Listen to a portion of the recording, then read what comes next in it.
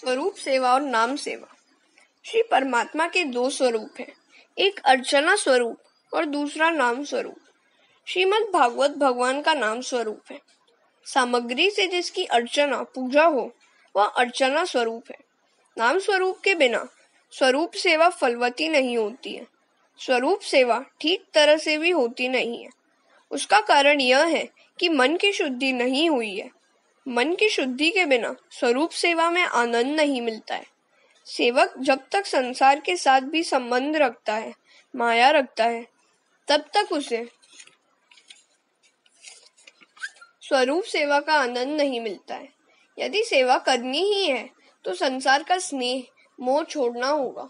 संसार के विषयों में स्नेह करो तो विवेक के साथ करो।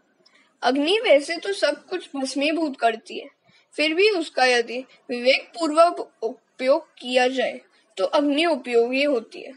अग्नि न हो तो मनुष्य का पोषण नहीं हो सकता। मनुष्य इस संसार में जब तक अपने शरीर के प्रति समान है तब तक वह इस संसार को छोड़ नहीं सकता है। जो मन माया का स्पर्श करता है वह मन मनमोहन की सेवा में जा ही नहीं सकता। मन तो बार बार माया का विचार करता है, अतः वह मलिन है। नाम सेवा मन की शुद्धि के लिए ही है। जब तक स्वरूप सेवा में मन एकाग्र न हो तब तक नाम सेवा करो। स्वरूप सेवा में आनंद नहीं आता है क्योंकि मन व्यग्र है, चंचल है। अपना मन ईश्वर को छोड़कर बार बार विषयों की ओर ही जाता है। मनुष्य का मन संसार व्यवहार के साथ इतना तो तद्रूप हो जाता है कि जिसके कारण वह पाप करता है और उसे अपने पापों का भान भी नहीं रहता है। स्वरूप सेवा करते करते हृदय पिघले, आंखें गीली हो, आनंद हो और हृदय में सात्विक भाव जागे तो मानो कि सेवा सफल हुई। हृदय की भावना बिना की गई सेवा फलवती नहीं होती है। जीव शुद्ध होकर परमात्मा की सेवा करे तो श्री ठाकुर जी प्रेम से प्रसन्न होते हैं। मन में अनेक जन्मों की मैल भरी होती है और स्वरूप सेवा में मन की शुद्धि अति आवश्यक है। मन शुद्ध नहीं है, परिमाणत स्वरूप सेवा फलवती नहीं होती है। मन को शुद्ध करने के लिए नाम सेवा की आवश्यकता है। मन की अशुद्धि नष्ट करता है श्रीमद् भागवत। कलयुग में नाम सेवा प्रधान है। श्री भागवत भगवान का ही नाम स्वरूप है। नाम ही ब्रह्म है, नाम ही परमात्मा है और अधिक क्या कहें। नाम परमात्मा से भी श्रेष्ठ है। ईश्वर तो अदृष्ट है, उनके साथ स्नेह करना कठिन है।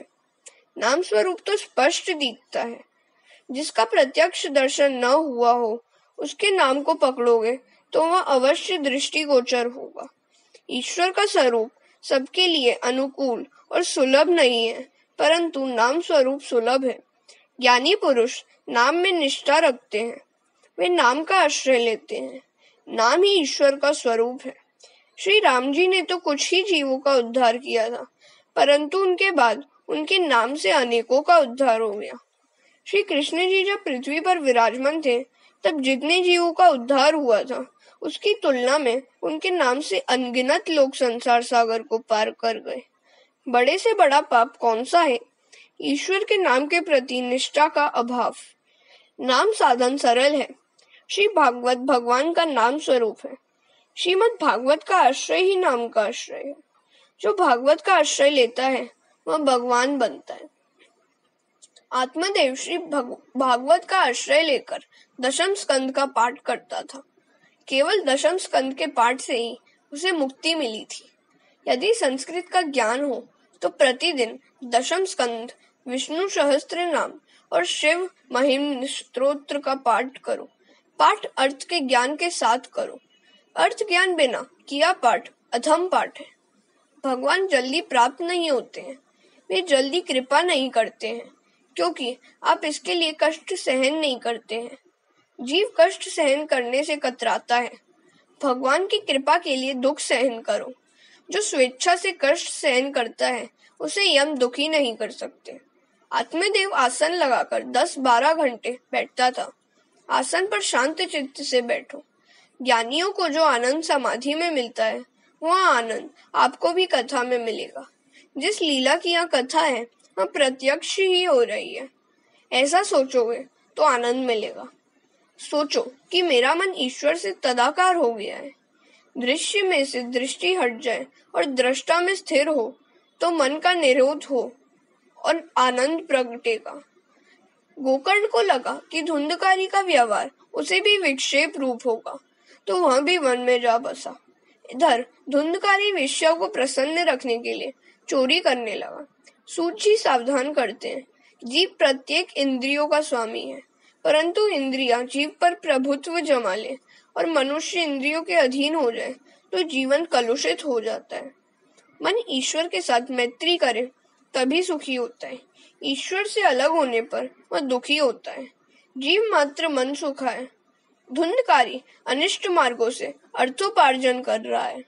वह राजा के महल में चोरी करने गया, अलंकार आदि चुरा लाया और वेश्याओं को दिया। वेश्याएं सोचती हैं कि यदि यह जीवित रहेगा तो हम किसी भी दिन पकड़ी जाएंगी। ऐसा होने पर राजा हमारा सारा धन छीन लेंगे और शायद और भी दंड भुगतना पड़े। सो इसे धुंधकारी को हम मार ही डालें तो अच्छा रहेगा। ऐसा सोचकर उन्होंने धुंधकारी को रस्सी से बांधा और उसके गले में फांसी का फंदा डाला। फिर भी धुंधकारी मरता नहीं है। अति पापी की मृत्यु भी जल्दी नहीं होती। वेश्याओं ने जलते हुए अंगारे धुंधकारी के मुख में भर दिए और मार भी डाला। 5 इंद्रियां ही अंतकाल में जीव को मारती हैं, कष्ट देती हैं, और उस समय जीव तड़पता है, छटपटाता है। और उसके बाद वेश्याओं ने धुंधकारी के शरीर को पृथ्वी में गाड़ दिया। उसके शरीर का अग्नि संस्कार भी वेश्याओं ने नहीं किया।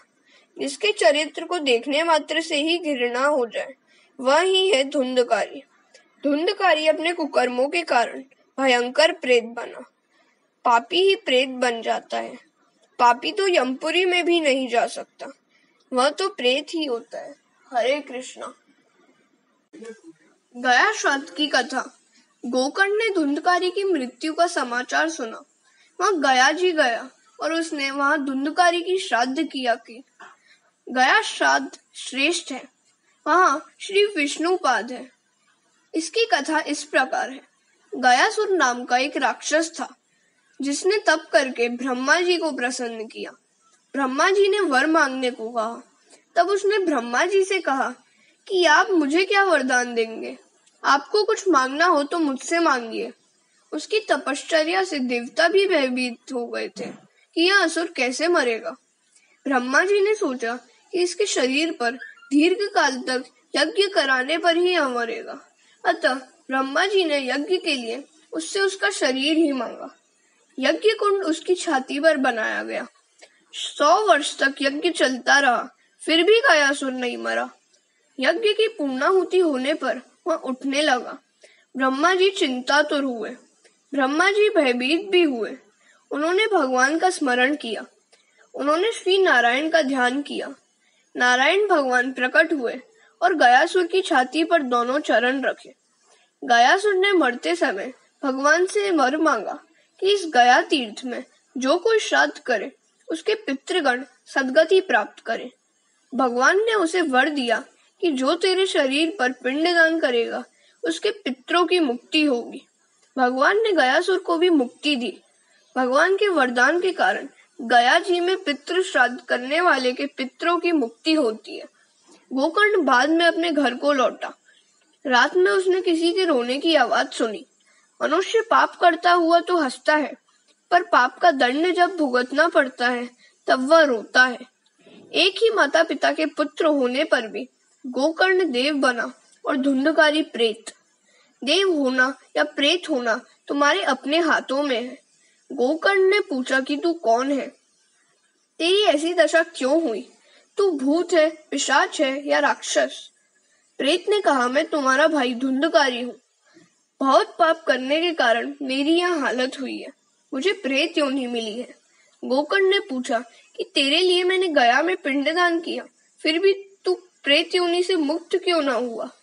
प्रेत ने कहा, गया श्राद्ध शते नापि मुक्तिर में न भविष्यति। चाहे कितनी भी गया श्राद्ध करो फिर भी मुझे मुक्ति नहीं मिलेगी। केवल श्राद्ध मात्र मेरा उद्धार नहीं कर सकता। गोकर्ण ने पूछा, तुझे सद्गति कैसे मिलेगी? क्या करूं? फिर सोचकर कहता है कि मैं कल सूर्य नारायण से पूछूंगा। दूसरे दिन गोकर्ण ने सूर्य नारायण को अर्घ्य दिया और उनसे कहा, महाराज जरा रुकिए। सूर्य नारायण रुक गए। यह त्रिकाल संध्या का फल है। ब्राह्मण को चाहिए कि यह त्रिकाल संध्या करने से कभी न चूके। त्रिकाल संध्या करने वाला न तो कभी मूर्ख रहता है और न कभी दरिद्र। सूर्य नारायण ने पूछा, क्या काम है मेरा? गोकर्ण ने कहा कि मेरे भाई के उद्धार का कोई उपाय बताइए। सूर्य नारायण ने कहा, अपने भाई को सद्गति दिलाने की इच्छा हो तो भागवत की विधि पूर्वक कथा कर। श्राद्ध से जिस आत्मा की मुक्ति नहीं होती है उसे भागवत मुक्त करता है। भागवत शास्त्र मुक्ति शास्त्र है। भागवत से मुक्ति मिलती है। धुंधकारी को पाप से मुक्त कराने के लिए गोकर्ण ने भागवत सप्ताह का आयोजन किया। धुंधकारी वहां आया, किंतु उसे बैठने के लिए जगह न मिली, तो 7 गांठ वाले बांस में वह प्रविष्ट हुआ। रोज एक के बाद एक गांठ टूटती गई। 7वें दिन परीक्षित मोक्ष की कथा हुई। बांस में से दिव्य पुरुष बाहर निकला। गोकर्ण को प्रणाम करके वह बोला, भाई, प्रेत योनि से तूने मुझे मुक्त किया। धन्य है भागवत कथा। जड़ बांस की गांठ टूटती है तो फिर चेतन की क्यों न टूटे। विवाह में 2 व्यक्तियों के दामन बांधे जाते हैं। पति पत्नी का स्नेह ही ग्रंथि है। इस ग्रंथि का छूटना कठिन है। परमात्मा की सेवा करने के लिए एक दूजे का साथ मिलाए, ऐसा सोचे तो पति पत्नी सुखी हो सकते हैं। बांस में अर्थात वासनाओं में धुंधकारी रहा था।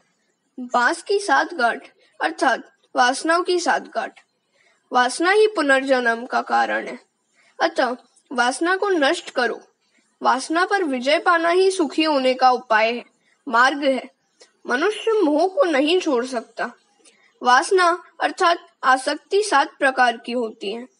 नारी की आसक्ति, पुत्र की आसक्ति, व्यावसायिक आसक्ति, द्रव्य की आसक्ति, कुटुंब की आसक्ति, घर-बार की आसक्ति और गांव की आसक्ति। इन सभी आसक्तियों का त्याग करो। शास्त्र में काम, क्रोध, मद, लोभ, मोह, मत्सर और अविद्या को 7 गांठ कहा गया है। इनमें जीव बंधा हुआ है, जिसे मुक्त करने का प्रयत्न करना है। बांस वासना का रूप है। जीव वासनाओं में फंसा है। वासना से ही जीव में जीव भाव आया है। वह निष्काम से सकाम बना। वासनाओं की ग्रंथियां जब तक न छूटे तब तक जीव भाव निर्मूल नहीं होता। हरे कृष्णा।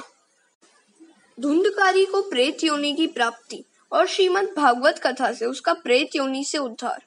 श्री भागवत की कथा के श्रवण से वासना की हर एक ग्रंथि टूटती है। भागवत कथा से ग्रंथियां टूटती हैं। प्रभु से प्रेम बढ़े तो आसक्ति की ग्रंथियां टूटने लगे। श्री भगवान के नाम का जप करेंगे और वही एक सत्य, ऐसा मानकर उसका नित्य स्मरण करेंगे तो वासनाओं की ग्रंथियां छूट जाएंगी। एक गृहस्थ का नियम था और वह 12 वर्षों से कथा सुनता आया था। एक ब्राह्मण रोज कथा करने के लिए आता था। एक दिन उसके बाहर जाने का प्रसंग उपस्थित हुआ। कथा श्रवण के नियम को कैसे भंग किया जाए। उसने ब्राह्मण से कहा कि मैं कल कथा नहीं सुन सकूंगा। मेरे नियम का क्या होगा? ब्राह्मण ने कहा कि तुम्हारा पुत्र कथा सुनेगा तो चल जाएगा। गृहस्थ ने पूछा कि कथा सुनने से वह वीतरागी बन गया तो? ब्राह्मण ने कहा, 12 वर्षों से तुम कथा सुनते आए हो, फिर भी तुम्हें वीतराग न हुआ, तो फिर एक दिन की कथा से तुम्हारा पुत्र कैसे विरागी हो जाएगा? यजमान कहता है, हम तो रोज कथा सुनते हैं, किंतु मन की गांठ नहीं छोड़ते हैं। ऐसा मत करो। कथा सुनकर मन की गांठ छूटनी चाहिए। जीव जब तक संसार सुख का त्याग मन से न करे, तब तक भक्ति सिद्ध नहीं होती है। भोग का त्याग भी नहीं करना है और भक्ति भी करनी है, यह कैसे हो सकता है? धीरे धीरे मन को, स्वभाव को सुधारना चाहिए। स्वभाव के सुधरने पर ही भक्ति सिद्ध होती है। ज्ञान और वैराग्य को पुष्ट करने के लिए ही यह भागवत कथा है। परमात्मा के चरणों में आसरा लेकर ही महापापी धुंधकारी देवता जैसा बना। धुंधकारी कहता है कि इस कथा से ही मेरे जैसे पापी को भी परम गति प्राप्त हुई। धुंधकारी को लेने के लिए पार्षद विमान लेकर आए। गोकर्ण ने पार्षदों से पूछा, केवल धुंधकारी को लेने के लिए ही विमान क्यों लाए, और किसी को लेने के लिए क्यों नहीं? पार्षद कहता है, वह धुंधकारी एक आसन पर बैठता था, अनशन करता था और रोज कथा का मनन करता था। प्रभु के चरण में मन में निवास करना ही उपवास है। उपवास के समय कुछ भी खाने पर पूर्ण उपवास नहीं होता है। कथा सुनकर केवल धुंधकारी को ही मुक्ति क्यों मिली? कथा धुंधकारी की ही तरह सुननी चाहिए। उसने कथा का मनन और निधि ध्यासन किया, उसे मुक्ति मिली। श्रवण, मनन और निधि ध्यासन से दृढ़ ज्ञान होता है। हरे कृष्णा। श्रीमद् भागवत सप्ताह कथा की विधि। बिना दृढ़ता का ज्ञान व्यर्थ है। उसी भांति लापरवाही से किया गया श्रवण भी व्यर्थ ही है।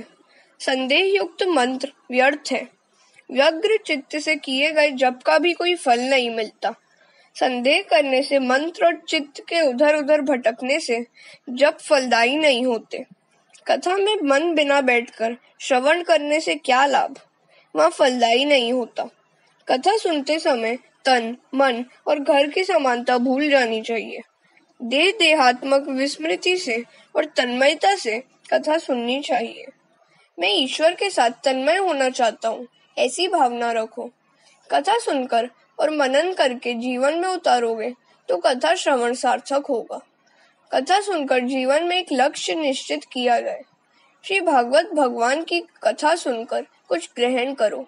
कथा का कोई एक शब्द भी मन में कुरेदोगे तो जीवन का उद्धार हो जाएगा। सबको प्रतीति हुई कि धुंधकारी की तरह हमने कथा सुनी नहीं, अतः हमें उस जैसी गति नहीं मिली। कथा का मनन करें तो वह उत्तम तो है ही, परंतु मनन न करे तो भी लाभ तो है ही। इसके पश्चात गोकर्ण ने श्रावण मास में दूसरी बार कथा कराई और सबका उद्धार हुआ। उस समय महारानी भक्ति वहां प्रकट हुई, ज्ञान और वैराग्य के साथ आई। इस कथा से महारानी भक्ति प्रकट होती है। ज्ञान और वैराग्य के साथ भक्ति बढ़े तो मुक्ति मिले। ज्ञान और वैराग्य के बिना भक्ति करने से मुक्ति नहीं मिलती। भक्ति महारानी आनंदित हुई और ज्ञान वैराग्य के साथ नृत्य करने लगी। मूर्छित और क्षीण ज्ञान को फिर से पुष्ट करने के लिए, जागृत करने के लिए यह श्री भागवत की कथा है। गोकर्ण के सभा मंडप में भगवान प्रकट हुए। उन्होंने गोकर्ण से कहा कि मैं तुम्हारी कथा कीर्तन से प्रसन्न हुआ हूँ, तुम कोई वरदान मांगो। उस समय सनत कुमार कहते हैं कि जो मनुष्य श्री कृष्ण की कथा करे, कीर्तन करे, ऐसे वैष्णव भक्त के हृदय में आप विराजमान हो। सबको सद्गति मिली है। वैकुंठ में जो आनंद मिलता है वही आनंद श्री भागवत कथा में मिलता है, परंतु शर्त यह है कि प्रेम पूर्वक इस कथा का श्रवण किया जाए। कथा श्रवण के समय इस जगत को विस्मृत करना चाहिए। श्री भागवत ऐसा ग्रंथ नहीं है जो मृत्यु के पश्चात ही मुक्ति दिलाए, यह तो मृत्यु के पहले ही मुक्ति दिलाता है। भागवत मुक्ति प्राप्त कराने का शास्त्र है। वेदांत के दिव्य सिद्धांत व्यास जी ने इस महात्म्य में ही भर दिए हैं। छठा अध्याय विधि बताने के लिए है। सत्कर्म विधि पूर्वक किया जाए तो दिव्य बनता है। सत्कर्म काल के नियम से अबाधित है। सत्यनारायण की कथा में भी कहा है, सत्कर्म करने में देर न करो। धर्मराज के पास आकर एक याचक ने दान मांगा। धर्मराज ने उसे अगले दिन आने को कहा। भीमसेन ने इस बातचीत को सुनते ही विजय धुंदुभी बनानी शुरू कर दी। सबने सोचा कि भीमसेन कहीं पागल तो नहीं हो गया, क्योंकि विजय धुंदुभी विजय के समय ही बजाई जाती है। भीमसेन ने इसका कारण बताते हुए कहा कि आज हमारे बड़े भाई ने काल को भी नियंत्रण में कर लिया।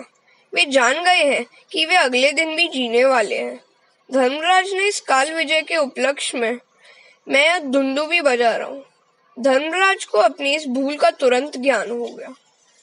कहा गया है, जानकीनाथ भगवान श्री राम भी नहीं जान सके कि कल प्रातःकाल क्या होगा। धर्मराज ने याचक को तुरंत वापस बुलाया और यथा योग्य दान दिया। सत्कर्म तत्काल करो। भवरोग की औषधि है भागवत कथा। जीव मात्र रोगी है। सबसे दुखदायी रोग है जीव का ईश्वर से वियोग। इस रोग के निवारण के लिए श्री भागवत का आसरा लो। श्री कृष्ण से विरह रूपी रोग को दूर करने की औषधि यह भागवत शास्त्र है। रोग की परिचर्या के समय आहार विहार आदि के कुछ नियम हमें मानने पड़ते हैं, वैसा ही कुछ इस कथा के लिए भी जरूरी है। हरे कृष्णा। शुभ मुहूर्त में कथा का आरंभ होना चाहिए। कथा के वक्ता के लिए भी कुछ जरूरी लक्षण बताए गए हैं। पहला लक्षण है विरक्त भाव। श्री सुखदेव जी जगत से अस्पृष्ट नहीं थे, फिर भी वे निर्विकार थे। हम भी जगत में रहते हैं, देखते हैं, परंतु हमारी आंखें विकार रहित नहीं है। श्री सुखदेव जी ब्रह्म दृष्टि वाले थे। प्रत्येक स्त्री पुरुषों को वे भगवत भाव से देखते थे। प्रत्येक नर नारी को भगवत भाव से देखो। सूत जी सावधान करते हैं, क्या अर्थ है वैराग्य का। उपभोग के लिए अनेक पदार्थ सुलभ होने पर भी मन उनके प्रति आकर्षित न हो, वही वैराग्य है। जगत का त्याग करने की कोई आवश्यकता नहीं है, किंतु भोग दृष्टि से देखने की वृत्ति का त्याग करना है। अपनी विकारी दृष्टि को बदलना है। जगत को काम दृष्टि से, भोग दृष्टि से मत देखो। जब तक दृष्टि का दोष नहीं जाता, तब तक हमारी दृष्टि देव दृष्टि नहीं होगी। उपदेशकर्ता ब्राह्मण अर्थात ब्रह्मज्ञ होना चाहिए। वह धीर, गंभीर और दृष्टांत कुशल होना चाहिए। वक्ता अति निष्प्रिय भी होना चाहिए। द्रव्य का मोह तो छूट जाता है, परंतु कीर्ति का मोह छोड़ना बड़ा कठिन कार्य है। जीव कीर्ति का मोह रखता ही है। जो मनुष्य कीर्ति के मोह में फंसा हुआ है, वह भक्ति नहीं कर सकता। जब भी कथा श्रवण करे, संसार से निर्लिप्त होकर करे। कथा में बैठकर भी घर बार और धंधे की बात ही सोचते रहने से मन विकृत होता है। कथा मंडप में केवल कथा का ही विचार करो। अन्य सभी चिंताएं छोड़कर कथा में बैठो। वक्ता और श्रोता को चाहिए कि वे आंख, मन, वाणी, कर्म और प्रत्येक इंद्रिय से भी ब्रह्मचर्य का पालन करें। मन स्थिर करने के लिए ऊर्ध्वरेता होना जरूरी है। ब्रह्मचर्य पालन से ऊर्ध्वरेता हो सकते हैं। क्रोधित होने से पुण्य का क्षय होता है। वक्ता और श्रोता क्रोध न करे। विधि पूर्वक कथा श्रवण करने से उसका फल प्राप्त होता है। कथा का श्रवण करने वाले वैष्णव यमपुरी में नहीं जाते, वे वैकुंठ में जाते हैं। भागवत की कथा का श्रवण जो प्रेम से करता है, उसका संबंध भगवान से जुड़ता है। भागवत भगवान का साक्षात स्वरूप है। श्री भगवान का वांग्मय रूप है। वेदांत में अधिकार और अधिकारी की अच्छी चर्चा की गई है। सबको वेदांत का अधिकार नहीं है। नित्यानित्य वस्तु विवेक, श्रम दम आदि षड संपत्ति, यह मूत्र फल भोग विराग बिना वेदांताधिकार प्राप्त नहीं हो सकता। वेदों के 3 विभाग किए गए हैं, कर्म कांड, ज्ञान कांड, उपासना कांड। उसी प्रकार उनके अधिकारी भी निश्चित किए गए हैं। भागवत हर किसी के लिए है। भागवत का आश्रय लोगे तो भागवत तुम्हें भगवान की गोद में बिठलाएगा। वह तुम्हें निर्भय और निसंदेह करेगा। भागवत के श्लोक 18,000 क्यों हैं? 8 प्रकृति के 8 और 9वां ईश्वर, अतः पूर्णता हुई। 9वां अंग पूर्णतादर्शी है। खान पान, व्यवहार, पत्र लेखन आदि सभी कार्यों की विधियां भागवत में बताई गई हैं। एक इसी ग्रंथ का अवलंबन करने से सभी प्रकार का ज्ञान प्राप्त होता है। यह ग्रंथ पूर्ण है। भागवत भगवान नारायण का ही स्वरूप है। जगत और ईश्वर, जीव और जगत, जीव और ईश्वर आदि से संबंधित ज्ञान भागवत से प्राप्त होगा। भागवत कितना सुना तो कहेंगे कि जितनी बातों को जीवन में उतारा गया। श्रवण की गई बातों का मनन करो और उसे व्यवहार में कार्यान्वित करो। केवल ज्ञान व्यर्थ है। जीवन व्यवहार के काम में लाया हुआ ज्ञान ही सार्थक होगा। गांधी जी भी कहते थे, 2.5 मन ज्ञान की अपेक्षा तोला भर आचरण श्रेष्ठ है। प्रभु के दिव्य सद्गुणों को जीवन में उतारो। पूर्व जन्म का विचार न करो। जनक राजा ने याज्ञवल्क्य ऋषि से पूर्व जन्मों की जीवन लीला देखने की मांग की। याज्ञवल्क्य ने माना करते हुए कहा कि उसे देखने से दुखी होगा। फिर भी जनक राजा ने दुराग्रह किया। ऋषि ने राजा को उनके पूर्व जन्मों का जीवन दिखाया। जनक राजा ने देखा कि उनकी अपनी पत्नी ही पिछले जन्म में उनकी माता थी उन्हें दुख हुआ। अतः यही अच्छा है कि पूर्व जन्मों का विचार न करें, इसी जन्म को सार्थक करने का प्रयत्न करें। भगवान ही के साथ विवाह करो और औरों के साथ भी विवाह करो। तुलसी राधा रानी का स्वरूप है। तुलसी विवाह का अर्थ है अपना भगवान के साथ विवाह संबंध। चतुर्मास में संयम और तप करने के पश्चात ही तुलसी विवाह हो सकता है। संयम का पालन करोगे, तप करोगे तो ईश्वर मिलेंगे। आत्मा का तो धर्म है प्रभु के सम्मुख जाना। हरे कृष्णा, हरे नमः, हरे नमः, हरे नमः।